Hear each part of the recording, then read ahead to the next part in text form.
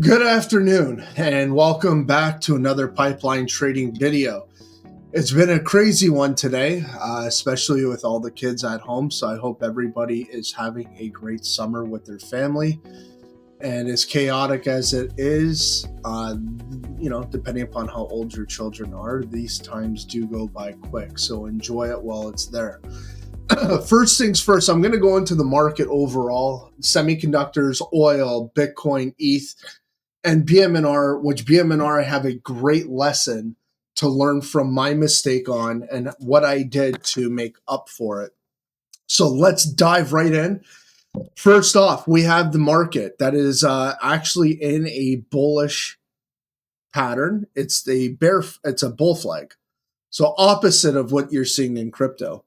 Now, the thing here to keep in mind is doesn't mean it's going to happen right now. We can chop and come all the way back down till we hit a fib level, maybe 0.382. And this could keep going all the way down until, it wants to, until it breaks out. Like this could just keep going and going and going down to the downside before it breaks to the upside. So what you're going to do is you have to watch the moving averages because the moving averages are going to tell you the story. And right now we're holding the 50 not once, but twice. But the problem is the more you touch the 50, the weaker it becomes. You could see when we had strong momentum, okay, in 25, and we had strong momentum at the beginning of this year in 26 in April. We never even came close to the 50. So the fact that we're getting to the 50, it's just be cautious of that. Now, looking at this, it's still very bullish, and there's a very good chance that we're going to go to the upside pretty significant, especially with oil going down, which I'll jump into the semiconductors. This too is looking quite bullish still. We're not even close to the 50. When we start touching the 50, be concerned. And there's probably a good chance that we are going to touch the 50 soon. So this still can come down. If you're saying, well, what's the big deal? Well, from where we are now to here, that's a 12% drop almost. So it's a significant pullback. Doesn't mean the market's going to crash and it's all done. It's a healthy, significant pullback, and then we could continue to go to the upside. But be cautious of that. And why am I saying this? If you look here, so this is from June, just this month alone, right? You're seeing the volume pick up. When it sells off, the volume's picking up. That could be distribution. So that's something to be very concerned with, right? Smart money could be unloading to retail and then they'll buy it back on the dip. Oil is still going down. We are actually building a bullish formation. Like the fact that we're not going up, right? This is becoming, we're going down, right? There's a very good chance that we're going to get a push up to about 73. Maybe we'll retest the 200-day, right? Because we broke it, even though we failed it. There's a good chance that this is going to chop before going to the upside. How long can it chop? As long as it wants to. Watch the moving averages. Because I'm going to give you another example here. What can you see? You could see this.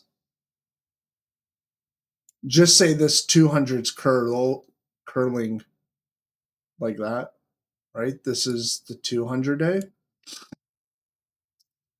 And then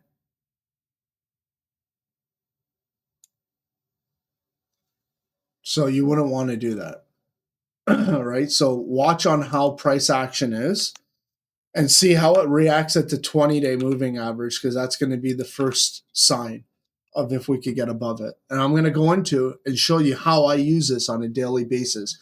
The most important moving averages for me, the 20 EMA, the 200-day, and VWAP. And I like the 50. I like all of it because I do swing trading, investments, and I day trade as well. I do real estate. I do mortgages. I do a whole bunch of things. But this is where things for me, I like to know a bit of, if I see an opportunity, I want to take it. So I like to do a bit of everything when it comes to that. Gold. Gold looks like she's coming down too. If we break the 200 day, watch the moving averages and you'll see exactly what I'm talking about. Broke the 50, got above the 50, broke the 50. Guess what? Right here, you're holding the 50 as resistance. Then what happens? 10 crosses the 20. Now you're holding the 10-day moving average short term as resistance. So keep that in mind. This is on a 2-day chart, but if I go to a daily, same thing. You're going to see the 10-day and the 20 is where you're going to find the most resistance. And then again, why do I like the 50? If it breaks above the 50 and holds a 50 of support, you got to get out. Especially if these crossed up, then you know momentum's changing to the upside. Bitcoin. If you've been watching my channel, then you're not freaking out right now. You're probably making money to the down when this is going to the downside. If you're not making money, then you should subscribe and be a part of the success. So what we're seeing right now is it breaking. I had these labeled in for all of my subscribers for months now on where I was expecting things to go. And sometimes they change a bit because I'm looking and saying, okay, did I pull this line to the appropriate level? And you try and make it so that it touches the most. What I was expecting before any of this even formed, I said to you, I expect it to be 20% below our last high. So our last high was 68.94.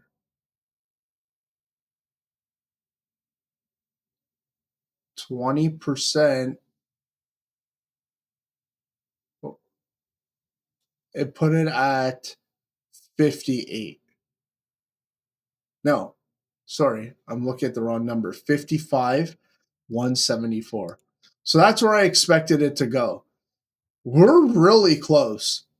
Now, the question is, just because I expect it, does that mean that that's 100% the level that it's going to go to and it's not going to go anywhere else? No, that's not true at all. We got our first bear flag move. It hit the target, right? When I say our first bear flag move, that was up here. One. Now we have this one, which is down here. This is the second one. So 1, 2.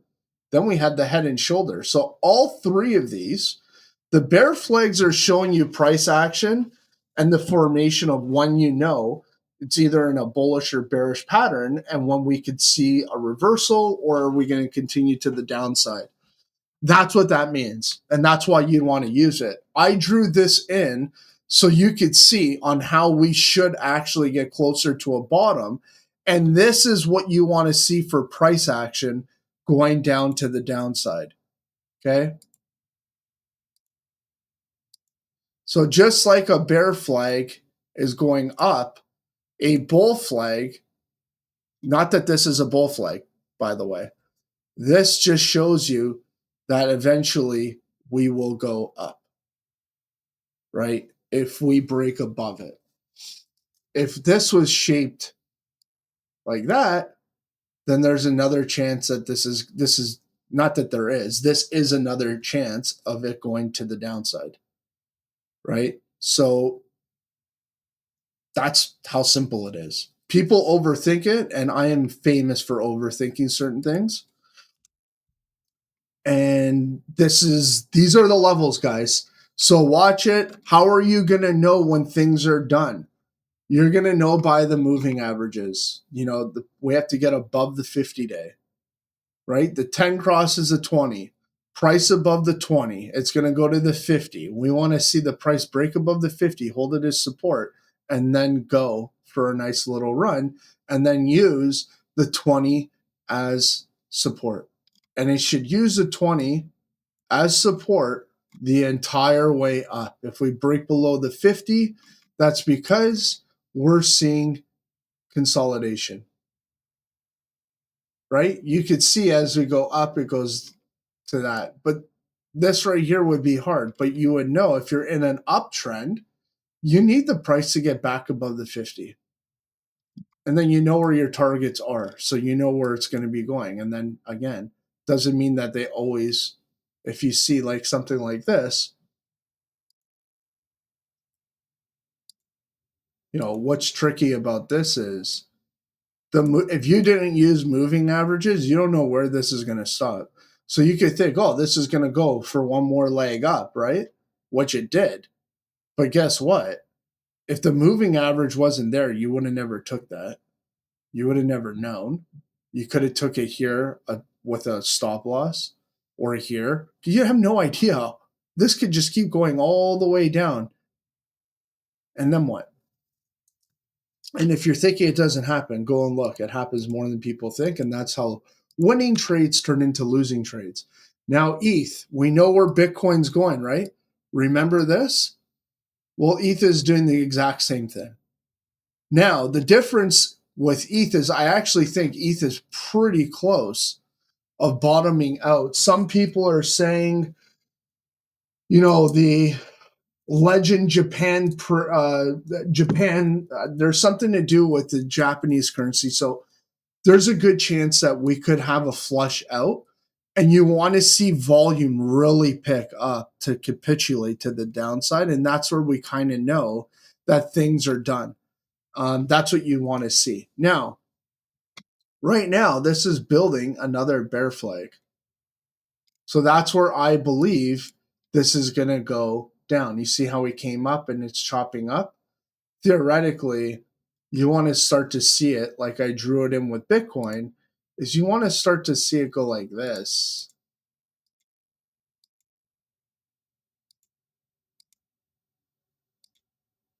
Like this is very bullish. And I know a lot of people are like, that doesn't look very bullish. Well, here's why it's bullish. There will be a time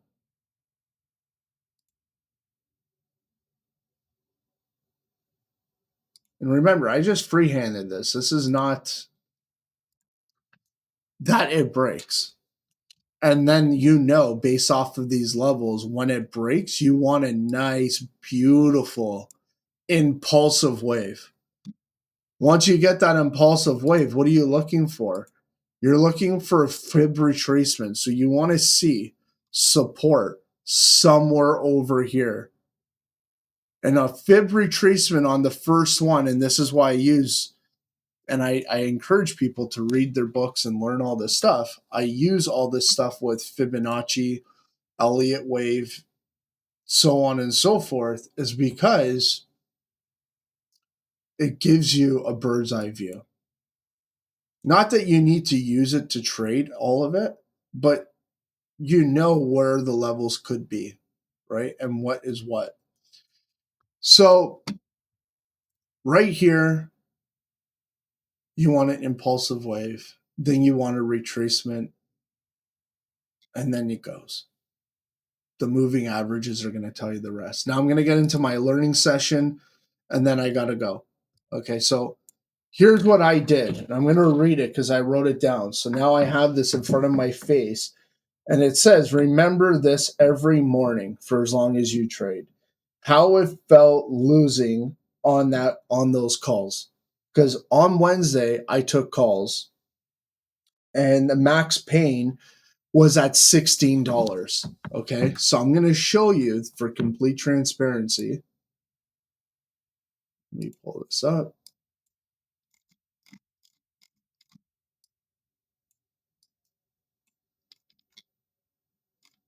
So this is on the daily.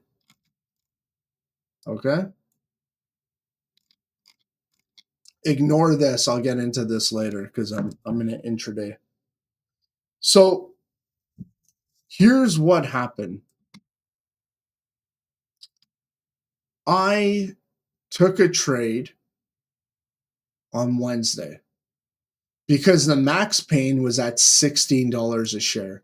$16 shares up here. Okay. That's a pretty big move. And I was anticipating that I was going to see a good little move to the upside, which would have made the options jump drastically because I was doing the same week.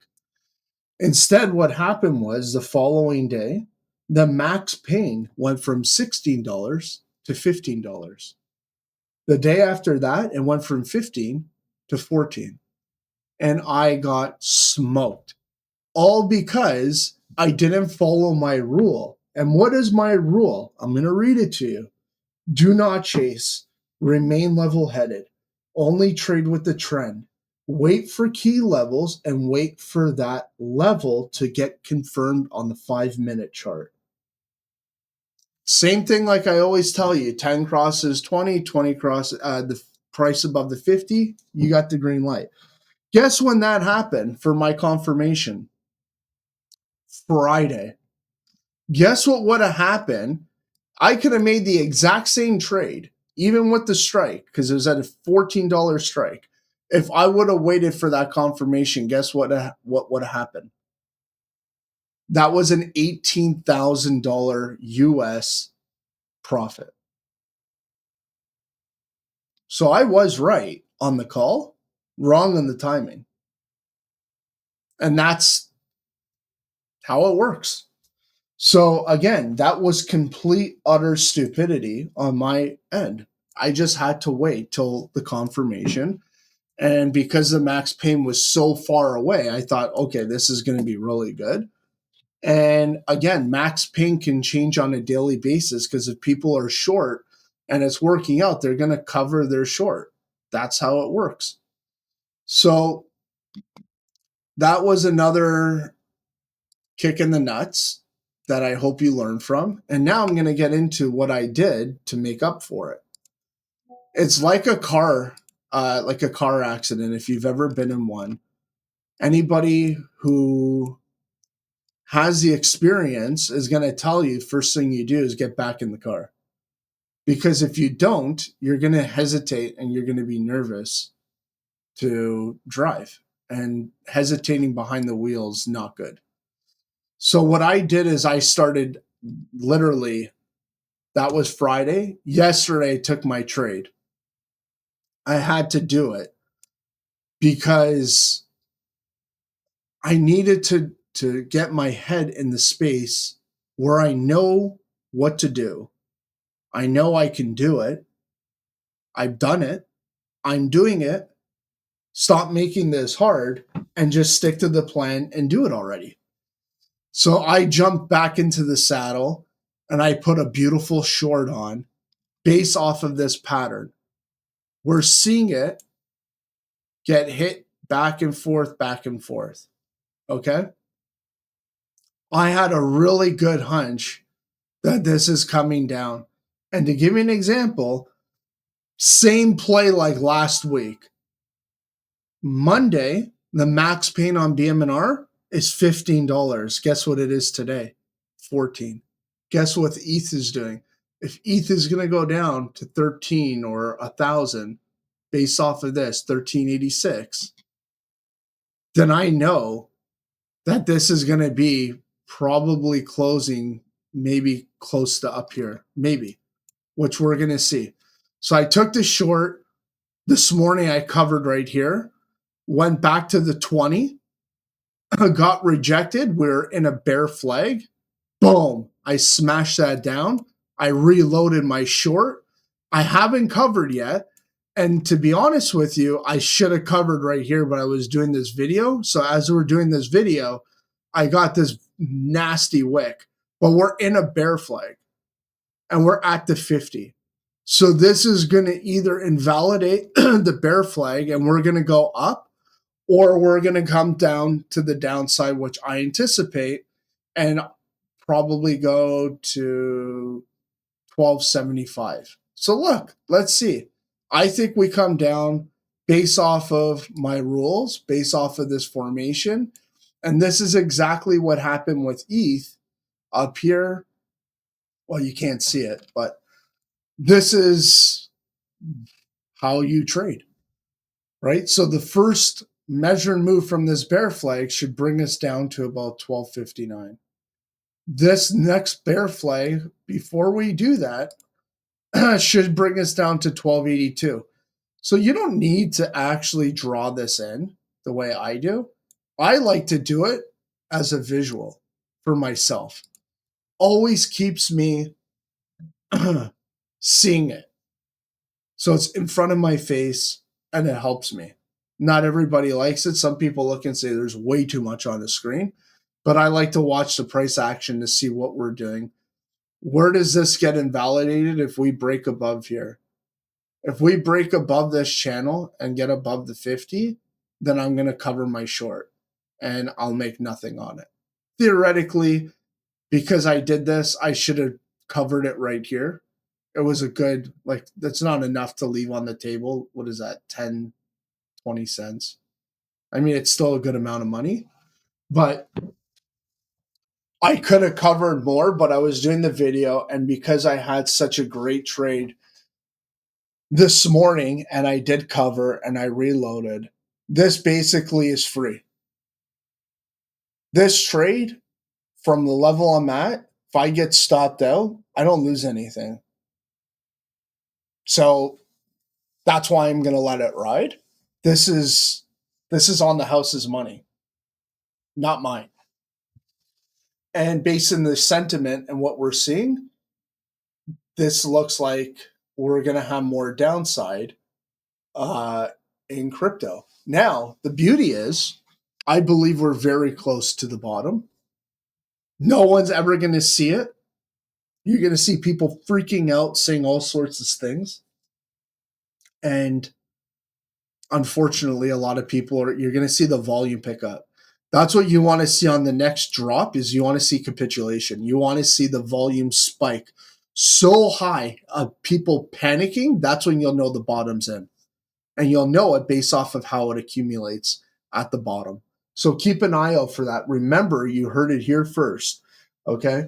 Now, another thing too, I'm going to talk about that I did that I also was happy about is if you remember, I said I sold some shares, covered calls. I had some covered calls and I sold deep in the money covered calls because the premiums were huge. Okay. I did that. I'm going to pull it up on my chart. I did that. Where are the covered calls? Sold calls. That was June 18th. Okay. I sold the $15 calls for over $2 premium per share. Okay. They're now worth like 30 cents. That's an 84% return. So when we get to this level down here, there's a very good chance I'm going to just buy back the covered calls because remember, I sold them. So now I'm going to buy them to close. Maybe I'll show that in the video so you could see how to do it. And I believe I made a video on options where you could do cash secure puts, and then there are cover calls. And then there's also many ways to do a cover call. Let's say you don't have the money to buy the shares and you don't want to buy the shares. What you would do is buy a deep in the money call and then at one fixed price, and then you would sell that call at a future price. So let's say it did run against you where you're screwed and you gotta basically, if you're selling a call, you have to give the shares. If you don't have shares, well, you have to have the options that match. So that's how you would do it to have a cover call. So look, in real time, we're seeing it, right? People right here are like, okay, this is a Mariposa. This is double the size of the candle. That's a very bullish thing. And we got above the 20. Now we're at the 50. I'm still bearish because I know this is a bearish pattern. If I would have saw this chopping down like this, that's what I'd be looking for. I would probably here, I'm going to draw this in and let's see. You guys can see if this actually happens. If we come here, here's what I would want to see. If that happens, that's what I'll be looking to do, go long. When I say I'm going to do my long call, on this breakout, I'd be looking to take a $13 call strike, probably a week or two out. or I go even deeper in the money so that I'm not losing time decay value. But that's what I'm going to look to do. And I'll probably make all that money back off of this next trade. Even though this is a great trade, my revenge trade, which is not, for the record, a revenge trade, I'm not going crazy. I'm perfectly calm. I'm level headed. I took it, I accepted the loss. And if you cannot accept a loss in this arena, don't trade. You're better to learn swing trading or investments, fundamentals, or even though I don't really believe in the fundamental side, because there's a lot of times where it just takes so much longer on the fundamental side to buy something based off of numbers. And it really means nothing in the end because the market is based off of psychology and there's a lot of people that fake people out. So if you know the TNA and you know the key levels, you wait, then you buy based off of the fundamentals and the technical analysis. That's how I invest. And it's worked out well for me. Even there's plenty of times I've been really early and my TNA wasn't as good as it is today, but based off of having very basic knowledge on TNA, I was able to buy stuff at a really good price, hold on to it for a year, and make 300-400%. And sometimes I've done even bigger than that. So keep that in mind, right? Find your edge, find what you're comfortable with. Don't copy somebody else's trading style because it won't work in the end and it will fail very bad and you'll probably never be interested in doing this again and you're going to think, oh, this is a scam, when really the issue is you not having a strategy, not doing the homework to learn, and that's gambling. I mean, in 9 out of 10 times it's not going to work out in your favor. So keep that in mind. Watch, let's see if this plays out. And what was the other thing I was going to talk about? Oh, it's no different than treat it like a business. In business, if you're an entrepreneur, you're going to have seasons of success, slow seasons, and then you're going to have seasons of a storm.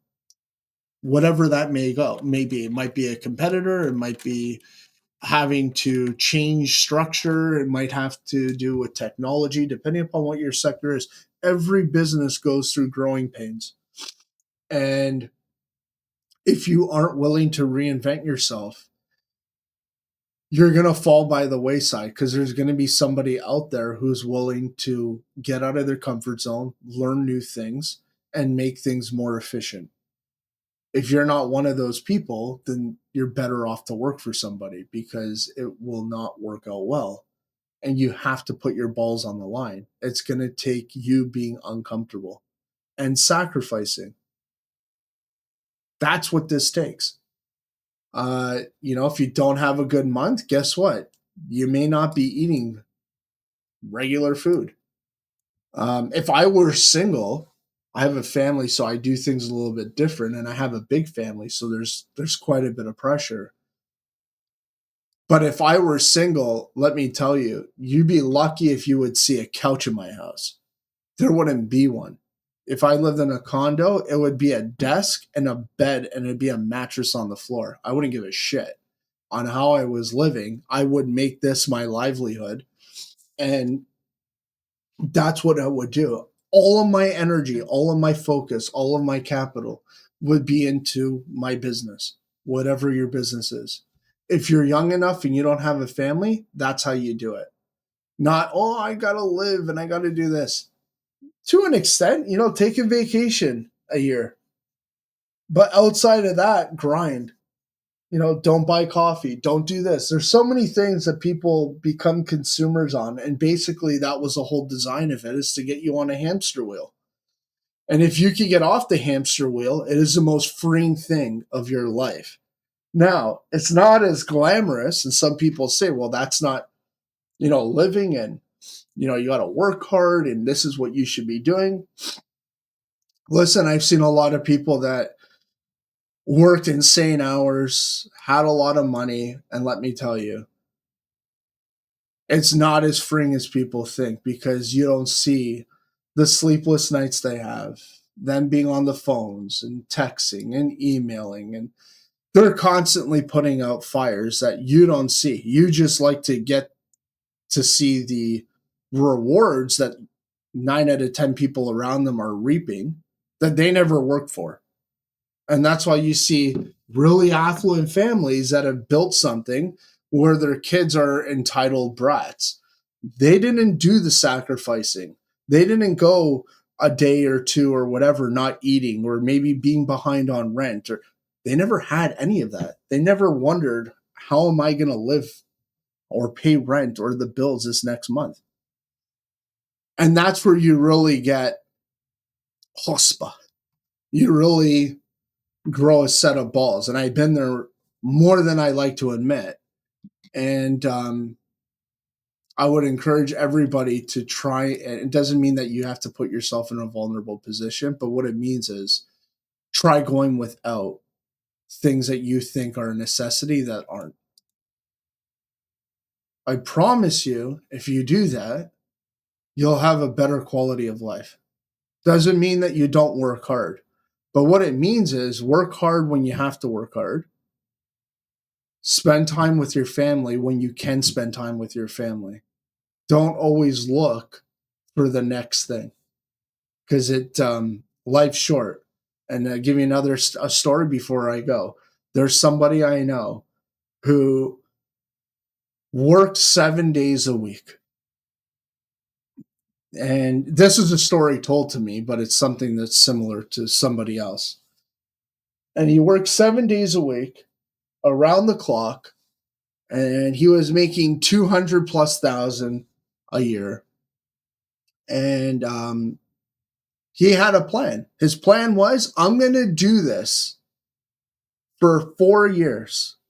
I'm going to go back home. I'm going to buy a house and I'm going to live. I'm going to retire. I'm done. But for the next 4 years, I'm going to live in this woman's basement because he actually was not, he left the province to go work. So I'm going to live in this woman's basement. I'm going to ask for very cheap rent. I'm going to look for very cheap rent. Like, I don't care. I just need a mattress to sleep on. And all she has to do is make me dinner and leave it there. I don't care if it's cold, just leave it there. And I'm going to do this every day for 4 years. And I'm going to save up, 800 grand or close to it. And when I go back home, I'm good. I'm going to buy a house. I'm not going to have a mortgage. And 800 grand was a lot of money in the 80s. So great. He does it, succeeds. When he buys his stuff, literally a year after he came back home, bought his house, did all this stuff, he died of cancer. So, yeah, I know it sounds really depressing, but that's where you cannot have these. And then there's even somebody else I know in the insurance business who sold his book. I think he's 57. He sold his book for $6 million and then had a heart attack on the tennis court at his country club. So again, you're better not to have that where you have to have A, B, C, D, and this is what you're going to do. And when I have this, I'm going to do this. Because you don't know what God has in store for you. None of us do. And some of it could just be our own lack of care that, happens in our lives. We like to blame or look for an answer, but really, we all have free will. So there are people that think you can't lose your salvation. On the contrary, every day you should be picking up your cross because you absolutely can lose your salvation.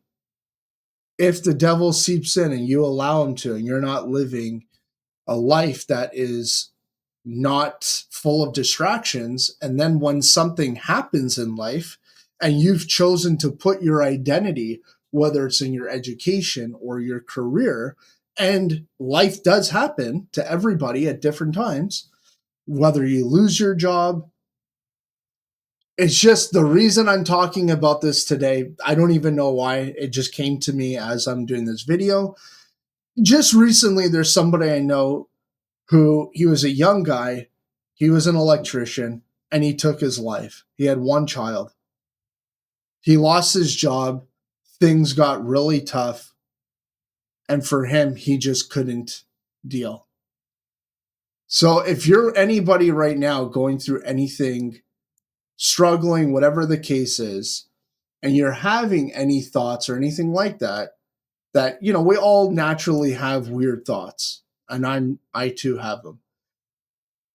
But I would advise you, or I would encourage you, or challenge you to pick up the Bible and read it. Read it, learn how to read it properly, go to church, find a church near you, and just get into it. And it is the most freeing thing that you will do, and you will learn not to live for the things of this world. And you put your identity, here's what people don't realize. You don't put your identity in Christ. Okay? You find your identity through Christ. That's what a lot of people miss.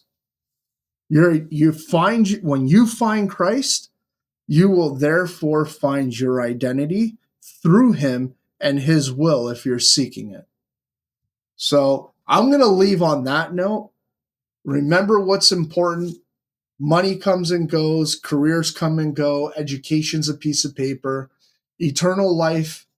If you're right and you're a believer, you live a life in paradise. If you're wrong, we don't know what happens. If I'm wrong, what are you going to say? I lived a very disciplined life and I believed in the commandments, which are all things that we should live for. Don't steal, don't use the Lord's name in vain, don't covet your neighbor's belongings, don't commit uh, adultery. Like these are all things that we know are good and bad. You know them as a kid. So you're going to live a very clean life and you're going to live a life that you're not going to want to be selfish because our society today, everybody's out for themselves and it's always how they feel. I feel this. I don't want to go to church. I'm going to watch it online because, I'm tired or I worked all week. I want to sleep in. And it's like, okay, so you could sacrifice all these things in your life to go watch a baseball game or go out to an expensive restaurant and stay up all night and go out for drinks with your friends, but you can't give God 1 hour a week. That's pathetic. And that's the problem with our society is they've made everything into how they feel and what they think. God doesn't care about what you think. If you're going to honor him, honor him. If you're not going to honor him, then don't honor him. But don't try and justify, because that's all we do today in the world is we justify things so that we feel content with our own lack of will. So I hope everybody has a great day. That was the message for the day. I hope I didn't offend anybody. I wasn't my intent wasn't to offend anybody. It's to encourage you. I'm just sharing what's really blessed my life and my family. It's no judgment whether you do or don't. I hope that these are words of encouragement. Do what you want with them. There's no judgment on this side. So I just built this channel to help people in more than one way, if that makes sense. If I can put a message of encouragement, something that I heard that really bothered me, like this young man that took his life because he lost his job, it really bothered me.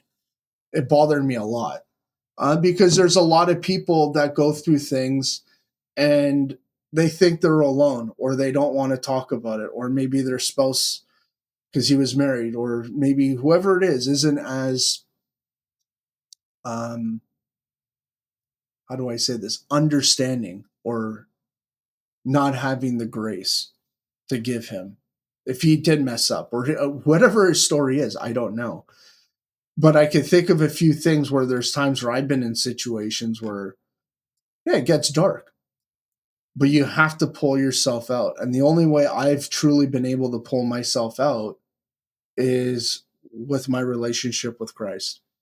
So that's why I'm sharing it. I hope everybody has a great afternoon. And like I always say, stay disciplined, trade with intention, and God bless you all.